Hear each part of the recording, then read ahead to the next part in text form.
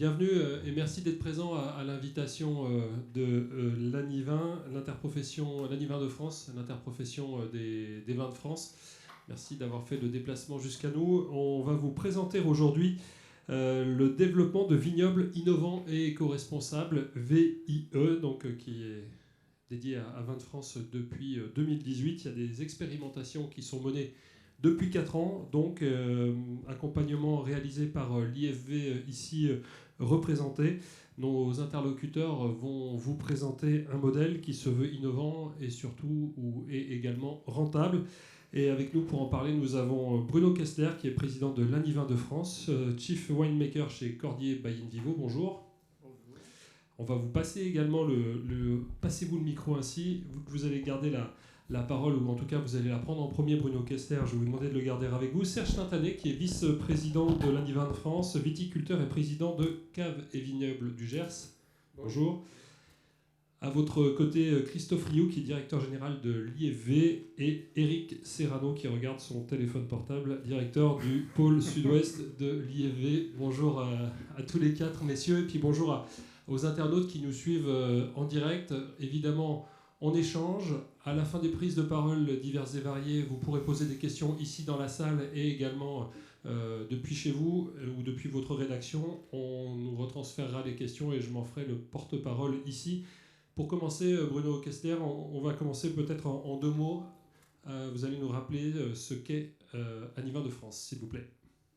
Donc l'ANIVIN de France, c'est l'Interpro des vins de France, qui est un espace de liberté. Aujourd'hui, on voit que Monoprix organise une foire au vin des vins de France, que Métro est en train d'étoffer sa gamme, France Boisson, etc. Donc on voit qu'à partir du moment où le CHR s'empare de cette offre valorisée, du coup, par effet mécanique, effectivement, ça attire aussi des producteurs qui voient une opportunité, puisque Vins de France, pour faire le résumé, c'est un espace de liberté qui simplifie l'approche au vin et qui fait que c'est plus facile de comprendre Vins de France que d'autres catégories. Et donc ça amène des consommateurs à d'autres catégories et donc tout le monde est gagnant.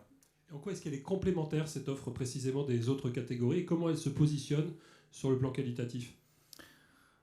Donc c'est un espace de créativité, c'est-à-dire que dans l'organisation telle qu'elle est aujourd'hui, la structuration de l'offre, il y a des vins et cahiers des charges et où on sait comment ça doit être planté, quel type de cépage, comment ça doit être taillé, comment ça doit être vinifié, le profil, etc. qui répondent à une demande. Et puis, d'autres segments où les gens demandent plus de fantaisie. Et on voit que moi je le dis souvent, un bon vin est un vin qui se vend. Et on a une progression de 5% cette année sur un marché compliqué. Et je pense que cette capacité en fait à faire la cuisine d'une façon décomplexée avec des assemblages différents est bien complémentaire de l'offre plus normative qui sont celles des AOP, des IGP qui vivent leur vie. La crainte au départ des producteurs d'IGP sur tous ces pages, c'était qu'on leur prenne des parts de marché. Mais en fait, force est de constater qu'on crée du marché et que tout le monde est gagnant. Aujourd'hui, les adhérents à ANIVIN de France sont principalement des négociants, ou est-ce qu'il y a quand même des vignerons indépendants ? Comment est-ce que se répartissent en volume et en nombre les différents adhérents ? Alors, peu importe, en fait, le volume, ce qui compte, c'est... alors, c'est clair que en France, grosso modo, 75% du vin est vendu par le négoce. Mais on ne voulait pas... C'était un peu le démarrage. On ne voulait pas faire une catégorie pour uniquement le négoce. Et donc, on a vu très rapidement, si on regarde le nombre de personnes qui suivent ça, donc les 713 aujourd'hui, en fait, ça attire des vignerons qui veulent être créatifs.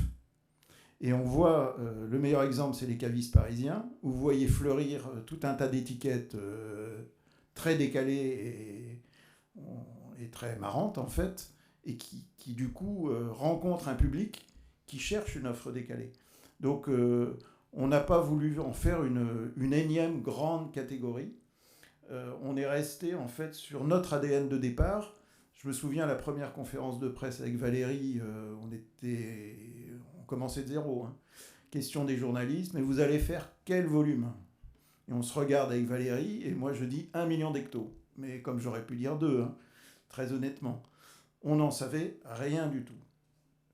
On avait juste le sentiment que cette offre manquait à l'offre française, était bien un complément, bien une source de croissance et de dynamique.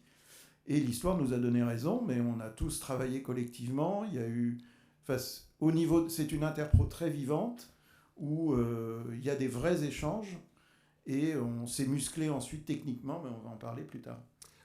Merci. Donc, le VIE, vignoble innovant et éco-responsable, quelle était la nécessité à développer un modèle, et en l'occurrence celui-ci, pour répondre à la demande des marchés? La vision franco-française a toujours été c'était très politique, on va s'en sortir par le haut. Voilà. Donc du coup, le haut, dans l'inconscient collectif, c'était l'AOP, l'IGP, les vins à indication géographique en fait. Sauf que dans une population qui avait cette culture du vin, ça avait du sens.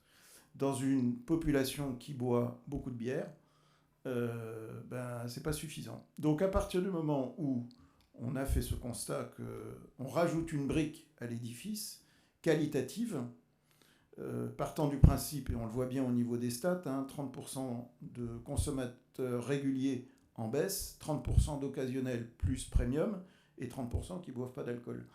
Donc nous, on s'est inscrit plutôt dans la deuxième pile, les occasionnels qualitatifs, et du coup, on a rencontré l'adhésion du marché. Sauf que culturellement, en France, la religion du cahier des charges a fait que dans l'esprit collectif, c'était pas possible de faire ça en France. Voilà. Donc on a décidé en 2017 de créer des ateliers et de s'intéresser à la question. La première chose que l'on a fait, c'est ce qu'on voit au tableau, c'est qu'on a demandé donc à un expert innovant, Olivier Zébic, de nous aider à reposer vraiment la question d'une façon scientifique, alors que souvent c'était des débats, on va dire, ésotériques, passionnés. Mais nous, le livre qui est disponible, qui était financé par l'ANIVIN, il faut le prendre quasiment comme un travail de thèse. C'est-à-dire que si vous regardez les dernières pages, c'est des citations de X travaux qui ont été faits. Et donc, on a argumenté d'une façon scientifique la possibilité en France de faire des vignobles sur un modèle différent. Alors, ce VIE, il repose sur 6 fondamentaux dits éco-responsables. Lesquels? Toujours est-il que je refais le déroulé. Échange avec Olivier Zébic, présentation d'un travail qui n'avait pas vocation à faire un livre à l'origine, donc partage au niveau du conseil d'administration, synthèse qui est ce que vous voyez au tableau, donc c'est comment on installe son vignoble, comment on gère les intrants en fait avec la fertirrigation, la santé du végétal, le type de cépage utilisé et déjà la vie du sol.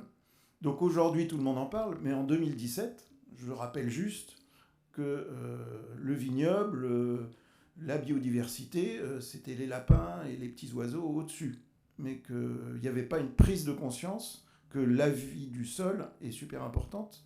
Donc on peut saluer le travail de l'interpro animé par Olivier sur le fait que déjà la vie du sol était dedans.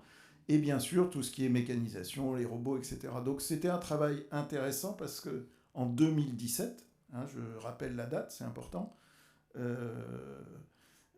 on avait déjà cette vision. Et ensuite, du coup, ça a tellement passionné le conseil d'administration qu'on a décidé d'éditer le travail d'Olivier Zébic. Voilà. Et pour le partager au plus grand nombre, parce qu'il nous semble que le rôle d'une interpro, c'est gérer une catégorie, mais aussi donner de l'horizon, de la perspective aux vignerons. Et donc, qui adhèrent à ça, parce qu'il y a aussi des vignerons qui sont très confortables avec une gestion cahier des charges plus claire. Mais il y a une population de vignerons plus jeunes, Serge pourra en parler avec son fils, qui veulent faire du vin selon leur vision du vin. Et rapidement, donc, vous avez mis en place donc, des sites pilotes, donc à Ouveillan et à Bram, on est dans l'Aude. Et c'est ce retour d'expérience qu'on va voir ensemble aujourd'hui. Donc, en fait, on a fait ça d'une façon très démocratique, puisqu'on a fait un appel à projet. Et on a eu beaucoup de candidats. On a fait un conseil scientifique quelque part et économique d'évaluation de chaque projet sur, de mémoire, 50 critères. Hein, voilà. Et donc, on est arrivé à 2 projets pilotes qui correspondaient bien à la définition, c'est-à-dire pour être compétitif, un certain parcellaire groupé, donc les fameux 30 hectares qui étaient la recommandation, on va dire, des experts sur cet atelier. Et puis on a déroulé, on s'est ensuite entouré de l'expertise de l'IFV. Et voilà, comme ça, tu pourras en parler après. Voilà. Eh bien, parfait, merci. On va justement enchaîner avec cette deuxième partie avec Éric Serrano, Serge Tintanet et puis Emmanuel Rioux. Donc, je rappelle, c'est pas Emmanuel, c'est Christophe. Très bien. Ça existe peut-être, mais je connais. C'est pas vous, en tout cas. Très bien. Donc, Éric Serrano, Serge Tintanet et Christophe Rioux. Donc, je rappelle juste les 6 piliers. Installation du vignoble, les cépages, mécanisation, vie du sol, pilotage précis de la santé du végétal et fertirrigation. Serge Tintanet, tout d'abord, quelles sont les spécificités justement de l'installation et notamment en termes de palissage ou de cep à l'hectare? Alors, ce qui est extrêmement important, c'est que dans le livre, en fait, étaient écrits des systèmes aujourd'hui qui étaient connus et dans lesquels il y avait quelques expertises. Donc du coup, plusieurs vignerons avaient mis en place des systèmes, mais sans qu'on ait réellement en fait tous les critères objectifs de conduite en fait de ces vignobles. Le premier point qui est important à tout, c'est de se dire mais quel type de vin je veux faire. Donc quel type de raisin je vais faire. Partant de là, en fait, tout un travail mécanique se fait de ce qu'on peut connaître aujourd'hui. Mon sol, qu'est-ce que c'est? Quelle est sa composition là aujourd'hui? Et du coup, quel cépage pourrait être le plus adapté? Est-ce que ce cépage-là correspond bien à l'objectif que je veux faire? Quel est l'objectif quantitatif qui va pouvoir être fait? Et partant de là, en fait, au vu des éléments que l'on avait mis dans le livre, c'était de se dire que l'unité de 30 hectares pouvait être une bonne unité économique, à quelque part. Et du coup, ce qui a été mis en place aujourd'hui, c'est une unité, mais sous quelle forme? Donc aujourd'hui, des unités avec des ateliers qui sont regroupés, avec des longueurs de sillons qui sont importantes, un système aujourd'hui de densité qui est lié toujours à l'objectif, mais en moyenne, qui se retrouve sur une densité à 4000 pieds hectares. Bon voilà, un système de palissage monté sur cordon libre, parce que tout simplement, ça s'adapte très très bien et ça fonctionne très très bien. Voilà, donc, et bien sûr, ce qu'on constate aujourd'hui, parce qu'il y a quand même des antériorités à ces systèmes-là, c'est qu'on a aussi de la longévité sur ce type de vignoble. Voilà. Sauf qu'on sort du cadre de ce que l'on pouvait voir traditionnellement aujourd'hui. Et vous nous avez présenté donc aussi, on l'a vu tout à l'heure, quelques cépages choisis. Pourquoi est-ce que vous avez choisi ces cépages précisément?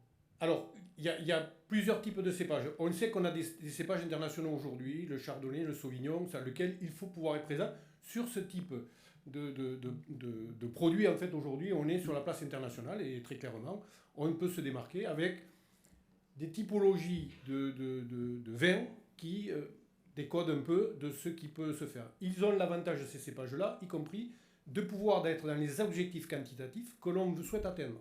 Voilà. Donc, tout simplement, voilà. Et on complète cette gamme-là par, aujourd'hui, des cépages y compris résistants, dans lesquels on s'aperçoit qu'ils ont des comportements très adaptés, en fait, à ce que l'on a besoin de faire. Au-delà, en plus, d'avoir en matière environnementale, d'avoir une meilleure maîtrise ou une meilleure latitude à aujourd'hui à mieux maîtriser les aspects phytosanitaires que l'on peut voir sur les vignes traditionnelles. Vous nous avez cité 2 cépages blancs, il y a du rouge aussi? Il y a du rouge aussi, tout à fait. Lesquels? Alors dans les cépages, il y avait des Cabernet Sauvignon, il y avait du Merlot, voilà.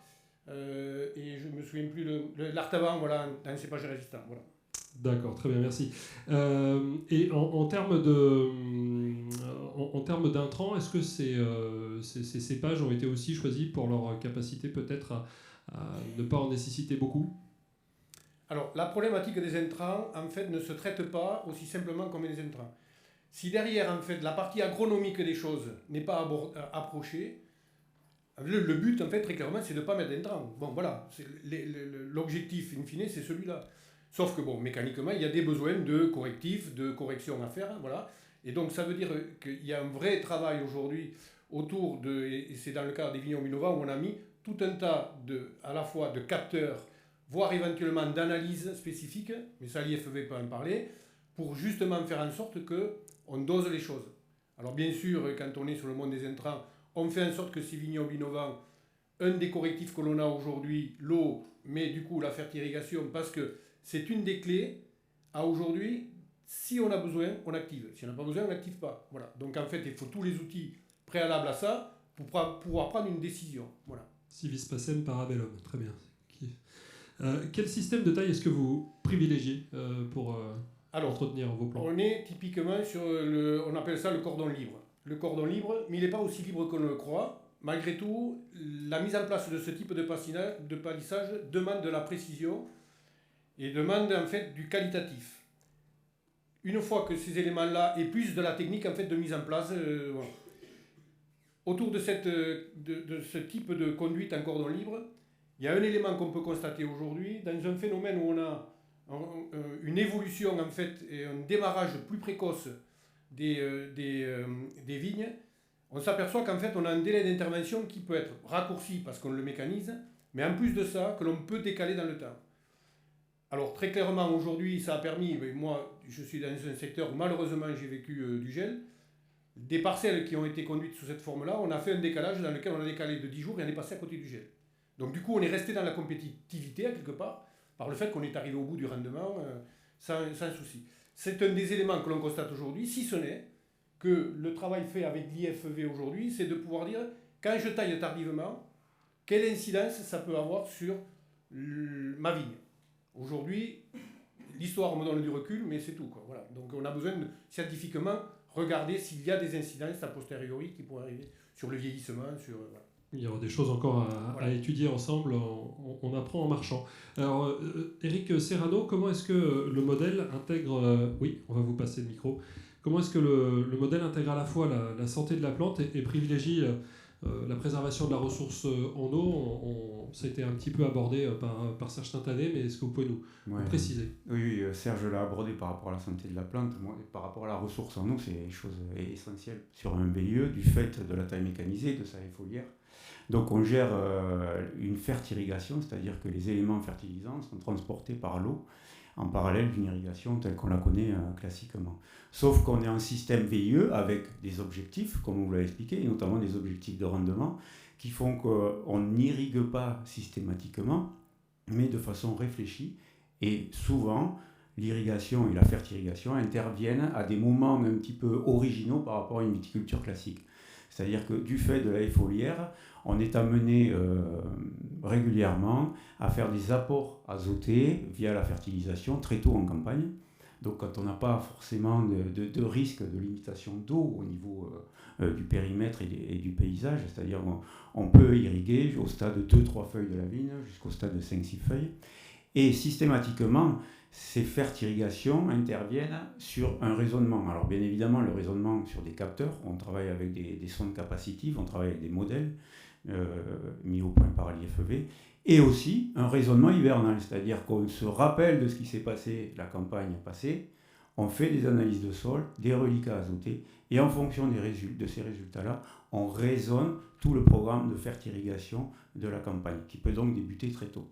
Et d'un point de vue plus large, ça a été aussi un peu dit par Serge Tintanet, comment est-ce que vous intégrez au VIE la prise en compte de la biodiversité, donc au sens large dans le modèle? Alors, VIE, c'est aussi éco-responsable, donc ce modèle intègre différents leviers qui vont favoriser la biodiversité. Alors, quand on parle de biodiversité, c'est à la fois la biodiversité aérienne, et là, on met en place des leviers, mais qui sont connus et inscrits dans le guide de l'agroécologie, c'est-à-dire des leviers à travers des haies, la plantation de haies. On a planté sur un des 2 sites pilotes plus de 500 espèces, enfin 500 arbres et arbustes, et issus de 14 espèces différentes.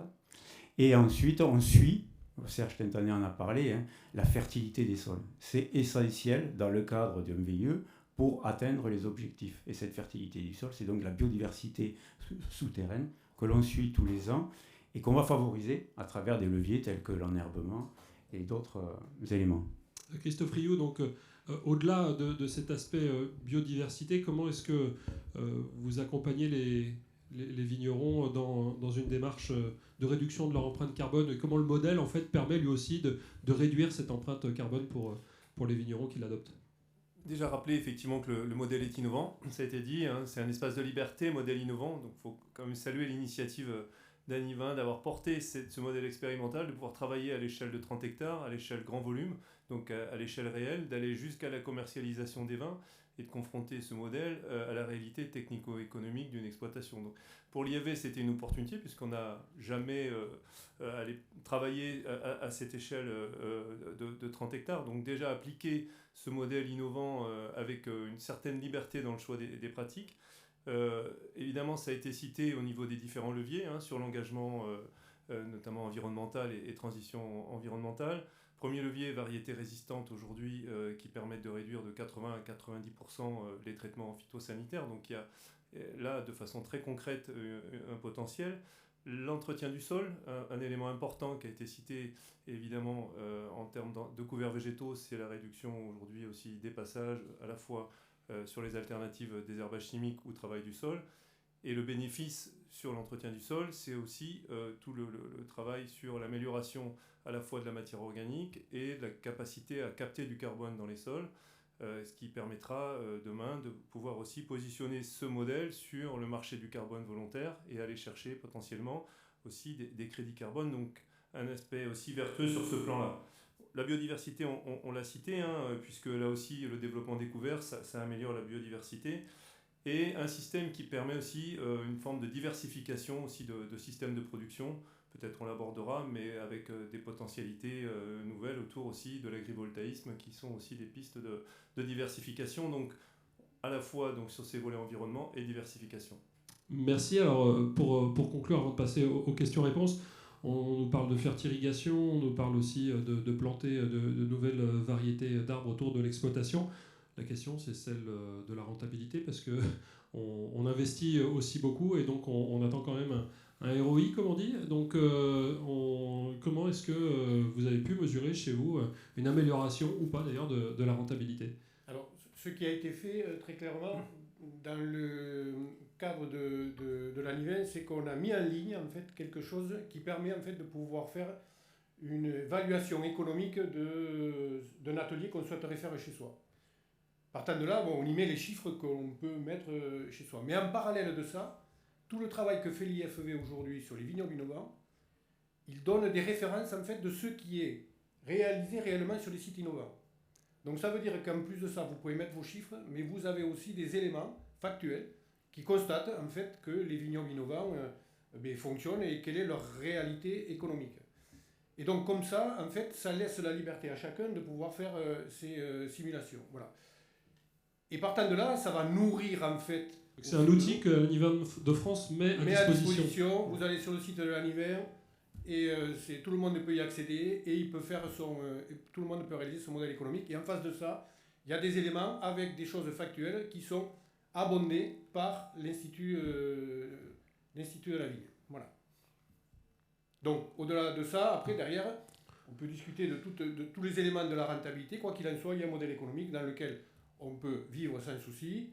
Et ça, moi, je peux rapporter très simplement. Oui, votre expérience personnelle, oui. Voilà, mon fils a fait son projet d'installation. Bon, il avait fait son mémoire de fin d'études sur justement la reconversion d'un atelier viticole en VIE. Et aujourd'hui, il applique ce qu'il avait écrit dans son projet, mais il le fait du coup avec moi, dans lequel on est en train de reconvertir tout un tas de parcelles et dans lequel on est rentré dans le modèle avec des unités qui font une quinzaine d'hectares, avec certes des choses qui peuvent un peu avec des longueurs de rang qui font 400 pieds, enfin des choses qui, voilà, on arrive à en voir dans la Gascogne quelques-uns, on en voit dans le Languedoc pas mal, mais du coup, voilà, on a des unités dans lesquelles on a factuellement des choses dans lesquelles on se retrouve économiquement. Oui, il s'agit d'une transmission familiale, mais plus globalement, la question de la transmission ou de l'installation pour un jeune, elle se pose. Dans quelle mesure est-ce que ce modèle peut rassurer ou permettre une meilleure transmission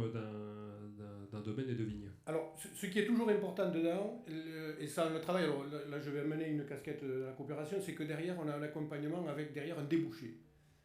Il est très clair qu'aujourd'hui, le projet tel qu'il s'est fait, y compris dans les vignobles innovants, c'est qu'on a fait en sorte d'avoir un débouché. Grand Chez de France s'est engagé sur un site à assurer le débouché, de l'autre côté c'est Cordier, voilà. Mais on a fait en sorte derrière bien dans cette dynamique-là. Pourquoi? Parce que je reviens à la case de départ, si à un moment donné, la partie du commerce dit ce profil de vin à réaliser, voilà les matières premières dont j'aurais besoin avant la vinification, plus après tout un tas de travail au niveau de la vinification pour arriver à cet objectif-là. Et d'être récurrent à renouveler tous les ans en fait le même style de produit. Voilà. Donc très clairement, on le conduit sous cette forme-là. Voilà. Et après, du coup, derrière, et en toute transparence, et on le voit, les objectifs sont entre 15 et 20 tonnes. Bon voilà, mais ce n'est pas quelque chose qui est extrapolant, si ce n'est que derrière, il faut être très clairement dans ce créneau-là pour accéder à un marché dans lequel qui est organisé et qui a ses valeurs de réseau. Voilà. Merci Serge Tintanet. Est-ce que nous avons des questions dans la salle? Est-ce que nous avons aussi des questions en ligne, s'il vous plaît? Oui, madame, allez-y. Puis je vous demandais juste de vous présenter. Bérangère, je travaille en recherche et développement chez Champagne Boulanger. Vous disiez que vous faites des analyses annuellement sur la fertilité biologique des sols et je voulais savoir quelle méthode vous utilisiez pour ces analyses. Tiens. Eric Serrano. Alors, je ne vais pas rentrer dans le détail des analyses, mais on travaille avec l'INRAE de Dijon. Donc on envoie les échantillons à ce laboratoire. Ça vous parle? Merci. Est-ce qu'on a une autre question? Oui, monsieur.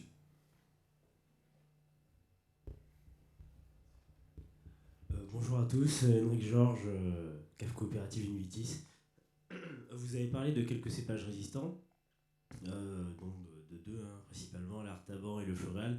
Est-ce qu'en fait ce modèle a été testé sur d'autres cépages résistants? Du coup, qu'est-ce que vous en pensez? Est-ce qu'il y a en fait une espèce, on va dire, de grille de décision concernant ces cépages-là, du coup, pour en fait un peu les mettre en place? Complètement. Il y a deux grilles de décision. Il y a la décision technique et il y a la décision commerciale. Décision commerciale, c'est le monsieur à côté de moi qui pourra répondre. Décision technique, il faut absolument, on est en taille mécanisée, donc on est en taille courte. Il faut absolument que les bourgeons de la base soient fertiles. Si on a des variétés résistantes qui ne sont pas fertiles avec les bourgeons de la base, on ne va pas pouvoir mener correctement ce type de vignoble. Voilà. Donc on a quelques retours déjà d'expérience sur les quelques variétés qui sont aujourd'hui proposées aux viticulteurs français sur ce type de taille. Juste pour parler marché, rapidement. Pourquoi on est parti sur quelques cépages blancs résistants, ou des variétés résistantes? En fait, si j'enlève ma casquette purement anivin, je parle Cordier, on a une marque à fait de Paris, et on souhaite l'alimenter plus avec des vins français. Alors qu'aujourd'hui, le gros gisement de base-mousse, c'est plutôt l'Italie et l'Espagne. Et donc, le cépage résistant est intéressant parce qu'il répond à nos engagements RSE. Et il fallait trouver l'équation économique pour le producteur. Donc, quand on a une variété résistante, et on l'a vu dans les essais de vinif cette année, ça marche très bien. Voilà. On regrette juste de ne pas avoir plus de volume, mais c'est le début. Et donc, en fait, on baisse le coût de revient puisqu'on met moins d'intrants et on accède à un marché de marque où on est capable, de toute manière, dans nos engagements, donc le financement du vignoble est fait par Arteris, qui est une des COP de l'Union. Et là, on a des engagements sur 7 ans. Et donc, on est capable, en fait, de fidéliser un vigneron, d'apporter un revenu, d'apporter une solution économique, d'être dans un profil qui se vend. Donc, c'est une équation intéressante pour tout le monde. Voilà. Merci. Est-ce qu'on a une autre question, monsieur? Bertrand Collard pour Vitisphère La Vigne. Vous pouvez, donc le résultat que vous avez obtenu cette année sur la première année de récolte, si j'ai bien compris, c'est pour quel rendement que vous récoltez cette année? Une autre question donc aussi concerne l'Artaban, qui est finalement assez décrié aujourd'hui. Alors est-ce que vous avez vraiment des marchés pour l'Artaban? Et une troisième question, quel est le niveau de fertilisation azotée que vous apportez donc dans ces VIE? Et est-ce que c'est envisageable de les faire certifier HVE, par exemple, vu la nouvelle contrainte pour les HVE? Moi, je vais attaquer sur HVE, puisqu'il y a la dimension commerciale. Vu ce qui se passe aujourd'hui, c'est le consommateur est très sensible à son environnement extérieur. On voit le choc provoqué par ce qui s'est passé cet été. Donc, nous, en tant que commerçants, et on va dire au niveau de vision des marchands en général, c'est que ces démarches-là avaient une valeur il y a 10 ans. Aujourd'hui, les enjeux dépassent complètement l'HVE. Donc, c'est bien qu'il existe, c'est bien qu'il évolue, mais on voit bien que la demande sociétale est en train de dépasser en fait les labels. Qu'est-ce qu'on fait sur la biodiversité d'une façon pratique? Je le dis souvent, le CO2, c'est vraiment l'enjeu. C'est pas adressé dans le HVE. La vie des sols, c'est lié à la capture du carbone et c'est lié à la durabilité des vignobles et donc au revenu des producteurs. C'est très peu adressé. Donc, si vous prenez vous allez au Cial par exemple, vous regardez, parce que dans la filière vin, on est quand même beaucoup de PME, mais vous regardez ce qui se fait au niveau des grands groupes, tout le monde ne parle qu'une chose aujourd'hui, neutralité carbone. Donc, je pense que très vite, et les événements, enfin le désordre climatique qui se voit maintenant et qui fait peur aux consommateurs, va dépasser cette notion de label. Voilà. Donc ça, c'est sûr.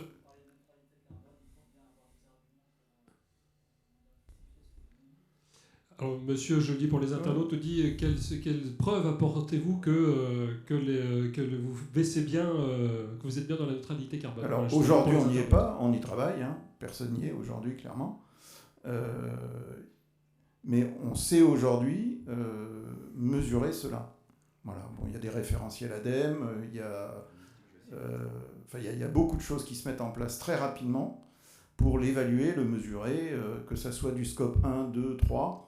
Enfin, c'est des choses qui sont lourdes, hein, mais qui existent. Les référentiels existent. Eric pourra en parler au niveau de l'IFV. Voilà. Alors, assez rapidement pour répondre donc sur l'Artaban aux deux autres questions, parce qu'il nous reste 2 minutes avant d'entamer la dégustation. Je précise juste à Chantal Sarrazin de Rayon Boisson et à Florence Guillem du Paysan du Midi qui nous ont envoyé des questions par Internet on leur apportera une réponse, mais malheureusement, on est contraint par le temps dans cette salle, et donc on ne peut pas leur apporter la réponse en direct, mais on vous recontacte très vite, c'est promis. Très vite, par rapport aux 2 autres questions, Bertrand, que tu as posées, c'était le rendement, chose importante. On est sur de la pérennité, longévité d'un vignoble, donc en aucun cas on ne cherche à faire des hauts rendements dès la 2e feuille, comme des fois on le voit dans la nature, où on fait des 15-20 tonnes dès la 2e feuille. Là, ici, dans le cadre de ce projet, il faut réguler les rendements les premières années pour permettre à la vigne ensuite d'être régulière au niveau des rendements. Et en 3e feuille, donc là, cette année, sur le chardonnay, on a 15 tonnes hectares. Ensuite, l'Artaban, c'est un point de vue que tu exprimes, qui est dit par certains. Hein. L'Artaban peut faire d'excellents rouges légers et rosés, Et il y a certaines coopératives du Midi qui développent des cuvées d'Artaban et qui sont vendues à 100%, notamment à l'export. Donc restez fiers comme l'Artaban. On va finir là-dessus, si vous permettez. On va entamer donc la dégustation ici. Je présente nos excuses aux internautes à qui on n'a pas apporté de réponse, mais on va leur apporter cette réponse un peu plus tard. Et donc vous vouliez nous apporter quelques précisions, Bruno Kessler, sur la dégustation à laquelle on va pouvoir participer. Voilà, donc ce qu'on a fait cette année, c'est qu'on a récolté à la bonne maturité, ça a été un choix collectif, donc Cabernet Sauvignon avec un peu d'Artaban, voilà, mais qu'on a fléché Cabernet Sauvignon, et ensuite du Floréal et du Chardonnay. Donc tout ça a été fait sur des micro-vinifications parce que les tonnages ne permettaient pas encore d'isoler complètement. L'année prochaine, ça sera différent. D'ailleurs, ils rentrent dans les contrats d'apport dont Serge a parlé, que ce soit Grancher ou que ce soit Cordier. Mais merci à l'IFV, parce que c'est jamais facile de vinifier des petits lots. Et je pense que vous allez être assez surpris, on l'espère, des qualités. Voilà, donc bonne dégustation. Et on va profiter de ce moment un peu plus convivial pour répondre à vos questions. Merci Bruno Kessler, merci Christophe Rioux, merci Serge Tratanet, merci à vous également, Éric Serrano. On passe à la dégustation. Et merci à vous qui nous avez suivis depuis votre ordinateur.